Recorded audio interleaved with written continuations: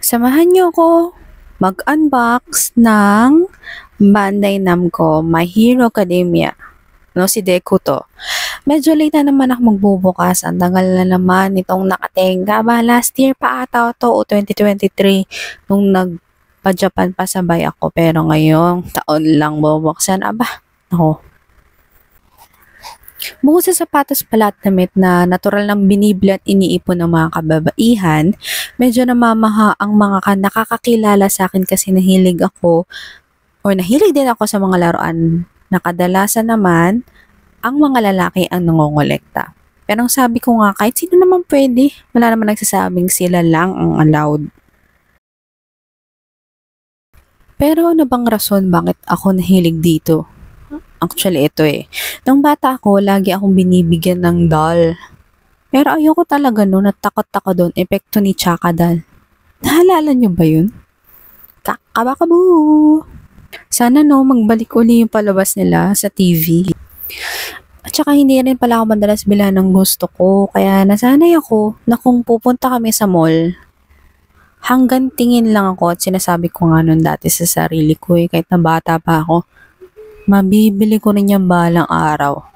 Hindi ko kasi pinipilit na magpabili. Alam niyo kung bakit? Alam niyo Posible kayong makurot. O kaya pag uwi niyo, papaluin kayo. O diba totoo? Nakarelate ka ba?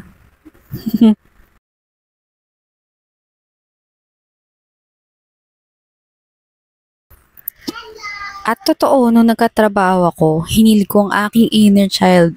Medyo napasobra nga nung first 2 years ko Pero okay lang naman yun, basta wag lang susobra. Lalo yung sa era natin ngayon, tagtuyot ang busa.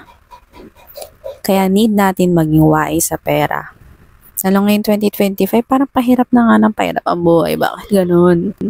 Paunti-unti ko naman na tinutupad ngayon yung mga nasa wishlist ko. Hindi na ako nape-pressure na kailangan makompleto ko o kailangan mabili ko to kasi gusto ko talaga. Hindi na ganun. Ayun ang kagandahan at maganda talaga na magkaroon ka ng wish list. 1 year ko na yung ginagawa at ina-apply.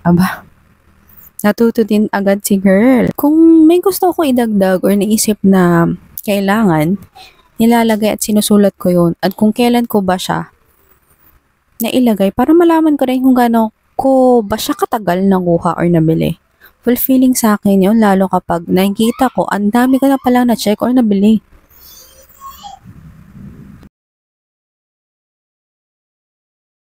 Aside pa doon, ginagawa ko na rin practice na ini-indicate ko hindi kung kailan ko i-check out yung bagay. At every sahod nakalista na yun pwede kong bilhin yung ganito kasi kasya pa naman. At ganitong day ko i-check out para hindi maging petsa de peligro, hindi ko pala kaya siyang bayaran, mahirap na. Para iwas cancellation at iwas problema sa mga seller. So, ito na ang final look. Yun lang, hanggang sa muli guys. See you on my next unboxing.